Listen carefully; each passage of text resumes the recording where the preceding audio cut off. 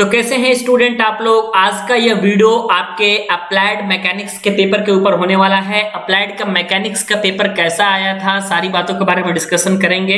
वैसे मैं आपको बता देता हूं कि अप्लाइड मैकेनिक्स का जो पेपर है वो बहुत ही ज्यादा आसान आया है और यहां तक वैरिग्नॉन का प्रमेय तक मैंने बता दिया था कि वैरिग्नॉन का प्रमेय भी आएगा। आप हमारी वो पुराने वीडियोस को देखिएगा जहां पे मैंने आपको बताया है कि कौन कौन से क्वेश्चंस आपके पूछे जाते हैं। उनमें से आपके करीबन मुझे लग रहा है कि 35 से 40 आपका सेम क्वेश्चन पूछा गया है, जबकि हमने सिर्फ आपको 10 से 12 क्वेश्चंस ही बताए थे।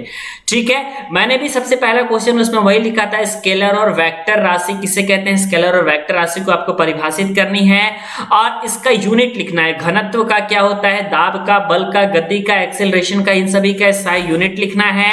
बल के बहुभुज का नियम का व्याख्या आपको उचित डायग्राम के साथ करनी है और इसके साथ ही साथ विभिन्न प्रकार के सपोर्ट और बीम का वर्णन करना। इसमें तो सिर्फ दो ही करना है, तो अब मुझे लगता है कि बहुत सारे बच्चे अ और ब ये दो वाला क्वेश्चन से किए होंगे क्योंकि यही महत्वपूर्ण है आपका। ठीक है ना। आप मोमेंट के सिद्धांत की व्याख्या करिए और इसके साथ ही साथ आपको वैरिग्नॉन का प्रमेय को परिभाषित करना है, वर्णित करना है।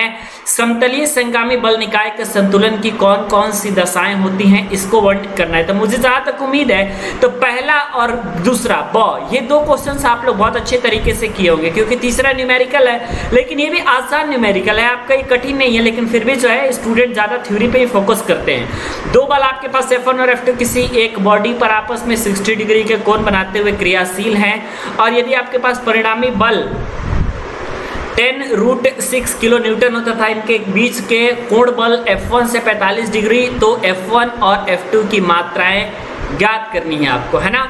और उसके बाद तीसरे वाले क्वेश्चंस पे आइए। देखिए आप लोग इतना बहुत ज़्यादा खुशी होने की बात नहीं कि पेपर आसान पूछा गया है। जब आसान पेपर पूछता है तो आपको पता ही होता है कि कॉपी किस तरीके से चेक होती है और नंबर कैसे मिलते हैं, है ना। उदाहरण के तौर पे आप मैथ के पेपर को ले लीजिएगा फर्स्ट सेमेस्टर के, कितना आसान क्वेश्चंस था, है ना। विभिन्न प्रकार के घर्षण और घर्षण बल का परिभाषित करिए, ये भी मैंने इंपॉर्टेंट था बताया था। ये दूसरा वाला क्वेश्चन भी बताया था, तो ये अ और ब ये बिल्कुल सेम मेरे क्वेश्चन से आ चुका है।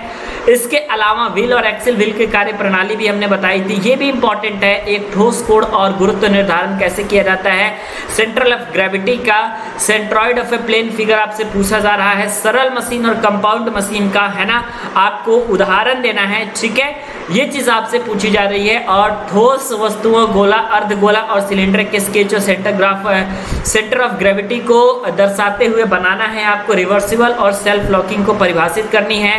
पांचवा और जो सबसे अंतिम है, इसमें आपका प्रयास, इफर्ट और वेलोसिटी रेशियो को परिभाषित करना है। उच्चतम यांत्रिक लाभ और उच्चतम एफिशिएंसी को समझाना है। वेस्टर्न डिफरेंशियल पुली ब्लॉक को आपको वर्णन करना है। पुली सिस्टम का आपको बनाना है और इसका वर्णन करना है। ये सारे थ्योरी वाले जो क्वेश्चन है ना, ओवरऑल आप कह सकते हैं कि आसान क्वेश्चन है, थ्योरी वाले कोई समस्या नहीं है। उसके बाद 100 वाला में फिर इसमें एक न्यूमेरिकल दे रखा है कि 15 मीटर लंबे दोनों किनारों पर सरल आधारित एक बीम है, 5 kilo Newton, 6 kilo Newton, 4 kilo Newton के लोड बाय सपोर्ट से 3 मीटर, 9 मीटर, 6 मीटर की दूरियों पर क्रियाशील है, तो दोनों सपोर्ट की प्रतिक्रियाएं क्या होंगी ये आपको बताना है। ये आपका इंपॉर्टेंट क्वेश्चन था जो कि मैंने बताया था और वही सेम आपका क्वेश्चन आया था।